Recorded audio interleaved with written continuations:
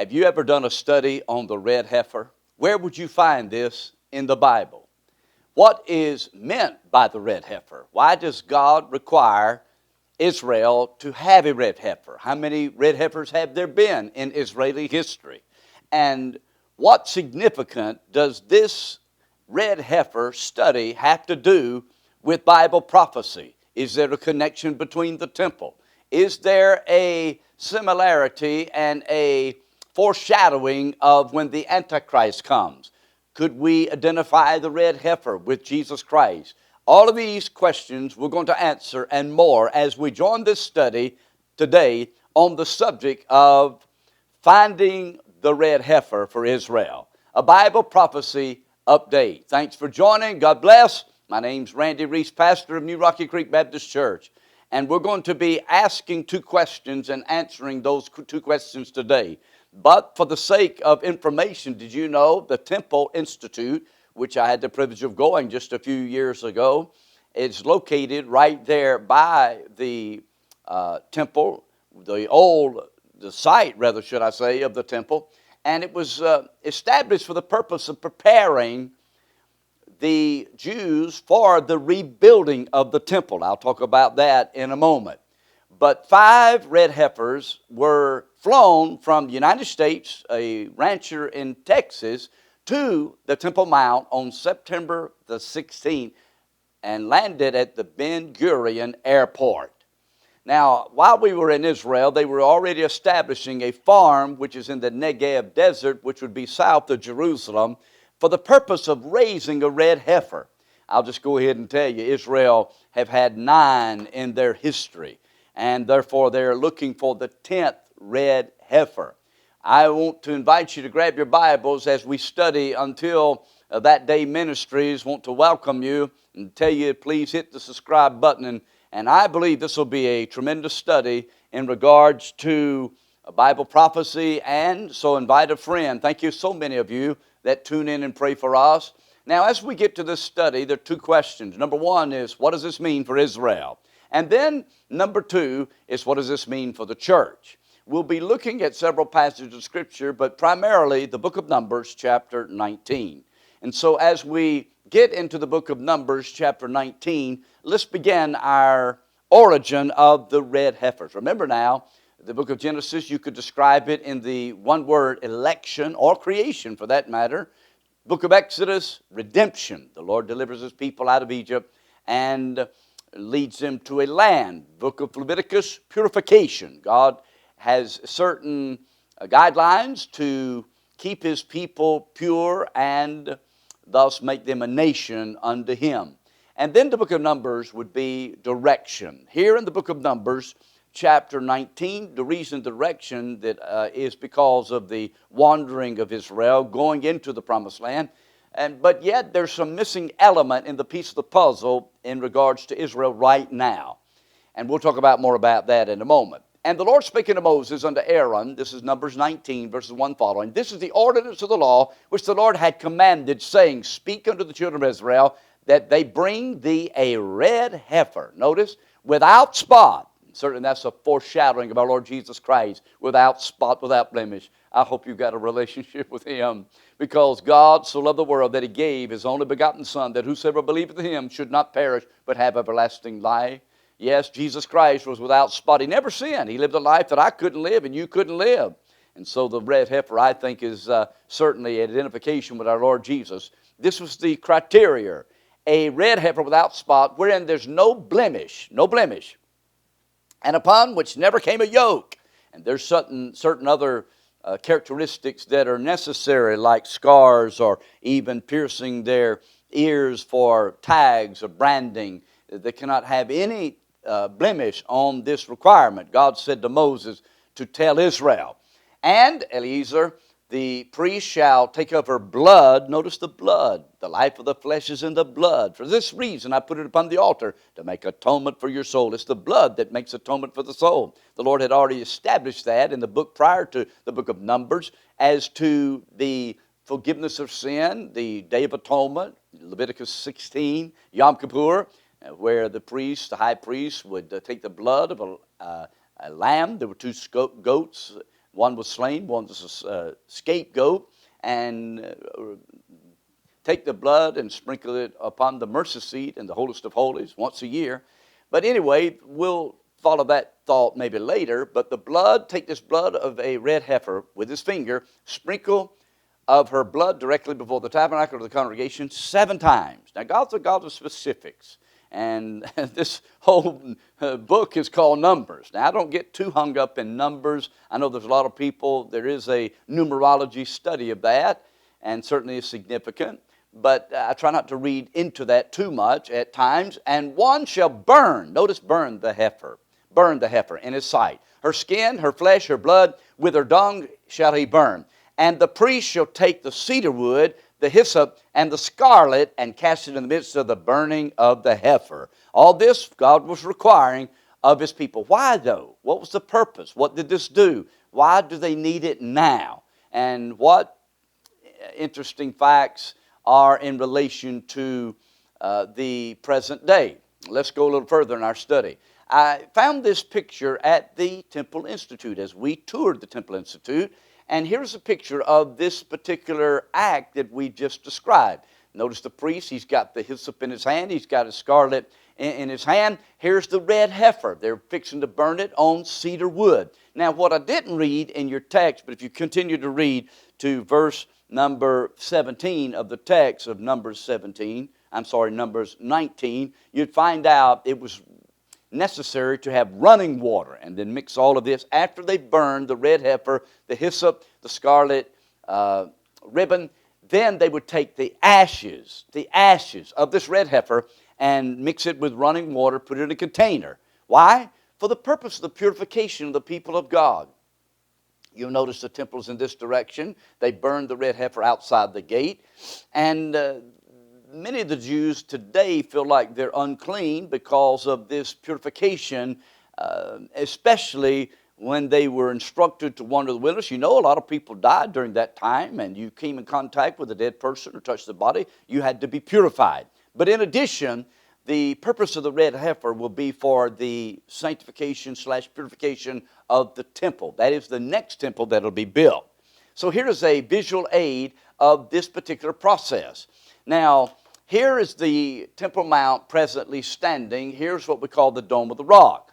And I had the privilege of standing there. By the way, we're told now almost 50,000 Jews have been able to tour on the Temple Mount this year, a record for the Jews. Prior to that, it was half of that the year before. And the year's not even out. Here's Al-Aqsa Mosque, which is the Muslim mosque. But here's the Temple Mount, which I believe the new temple will be standing right at the Dome of the Rock. That is the rebuilt temple. And it will be a temple the Jews evidently Israel's going to build. Why?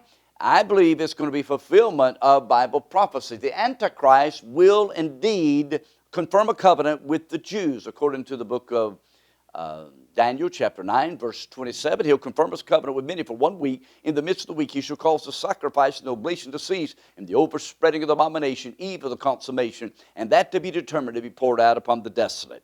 Now, we fast forward to the New Testament. We find out Paul makes reference to the Antichrist. He'll sit in the temple of God, showing himself that he is God. Now, this isn't the temple right here.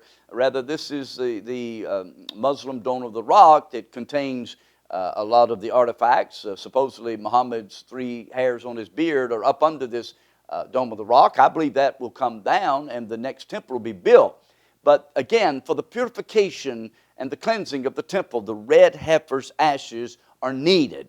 Now, more than 3 hairs of the red heifer cannot be discolored, then otherwise it's disqualified. And you can see why they've not been able to find a red heifer. To find it pure and without blemish has been a task. And that's why even these from the United States are joining in, trying to accomplish this goal.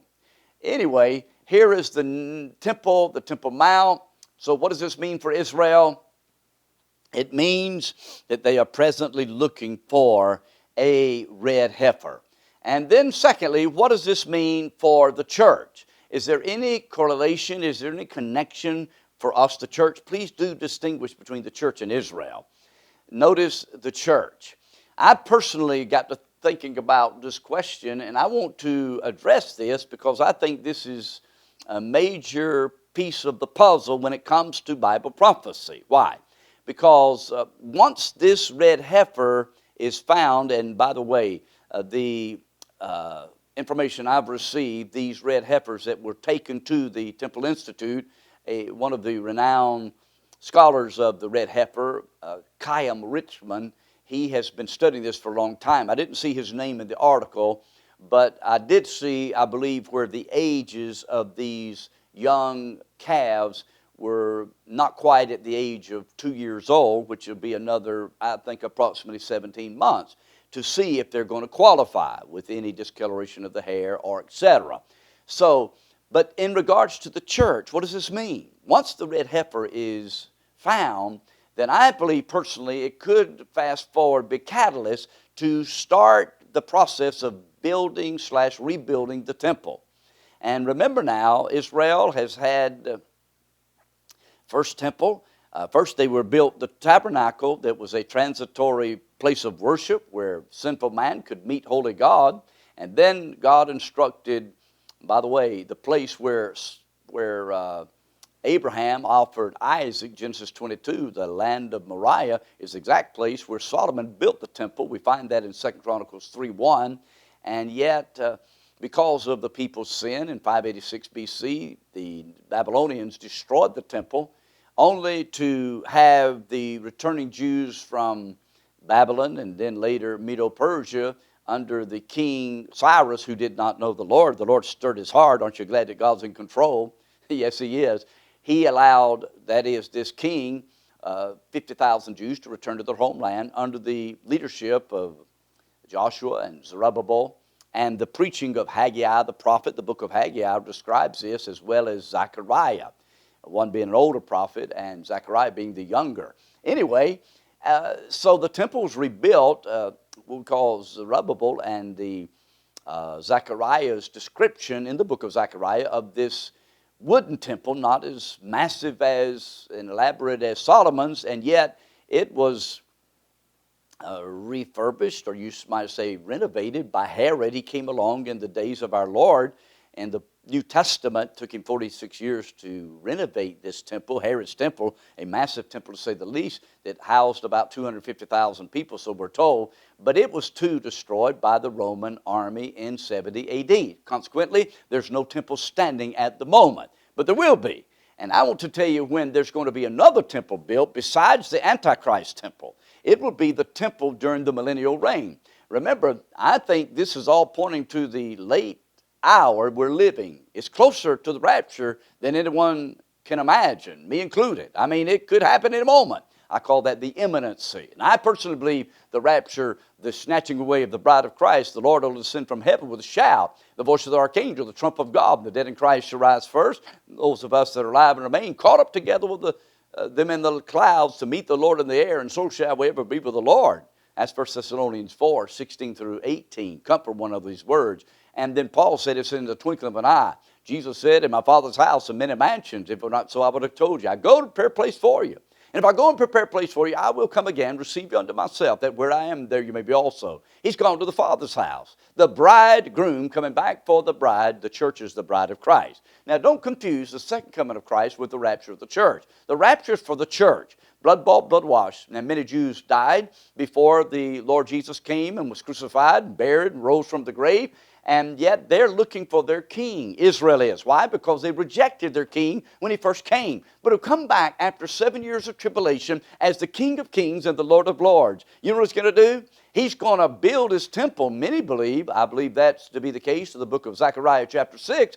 And then the book of Ezekiel chapter 40 through 47 tells in detailed verses, 202 to be around exact, of the millennial temple, that 1,000-year reign when Christ sits on his throne. And it was Gabriel who said to Mary that he shall reign over the house of Jacob forever. His kingdom there shall be no end. He's going to rule with a rod of iron. And yes, there's going to be a mighty change when Christ comes, puts his feet on the Mount of Olives, and the Mount of Olives shall cleave in two from the east to the west, and there shall be a great valley. That's Zechariah chapter 14 and verse 4. And this millennial reign where the lion lays down with the lamb, and the bear and the ox a cow eat straw together. This is a unparalleled time in human history. Yes, it's called the Millennial Reign, the kingdom, when Christ inaugurates His kingdom on earth. And His kingdom there shall be no end. Daniel chapter 7, verses 14 following says, He will be given His throne, dominion, and power. And God the Father will allow His Son to rule and reign. Yes, there's a lot to be said about the millennial reign, but that's when I think this is pointing to the building of the temple and the red heifer, the rapture of the church. If the red heifer is found, how close are we to the rapture? Will the Jews start rebuilding the temple? I'm told that it'll only take about 6 months or less. And by the way, this establishment of the red heifer is pointing to Jesus Christ, the Lamb of God.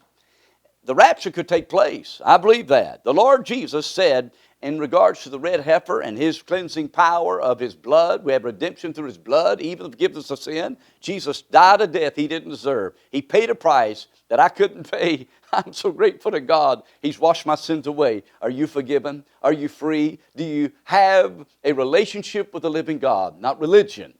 And Titus chapter 2, verse 13 says, verse 13, that looking for that blessed hope, that glorious appearing of our great God and Savior, who sanctified us and who redeemed us.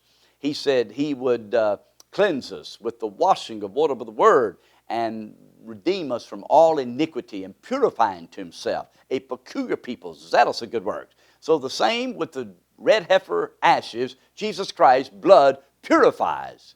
And God the Father sees us in Him as in forgiven, restored in Christ, our relationship with Him, as adopted in the family, and now we are heirs, joint heirs with Jesus Christ. So, now we've studied the red heifer. We've studied the origin in the book of Numbers, chapter 19. We've talked about how this relates to the nation of Israel and to the church. Are you ready for the coming of the Lord? Have you made peace with God in a relationship? Last Sunday night, we had a baptism service where a young man, 20 years old, had tried to kill himself, and God miraculously saved him. I thought about the scripture that says, others snatched with fear, hating even the garment spotted by the flesh. Some people have to throw out the lifeline. Are you throwing out the lifeline? Will you throw out the lifeline? People need good news today. They're discouraged, depressed, and have no way out. No hope. There's hope in the Lord.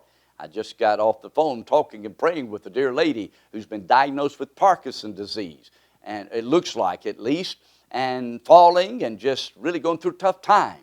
And so I want to pray for you right now as we anticipate the Word of God being fulfilled as it has in the past, and it will be in the future. Get ready, get ready, get ready. Let's pray. Father, thank you for the truth of your Word. And thank you, the Word of God is life-giving power. Thy Word is truth. As you said, Jesus, sanctify us by Thy truth. Thy Word is truth. Now, Lord, we just anticipate events unfolding on this red heifer.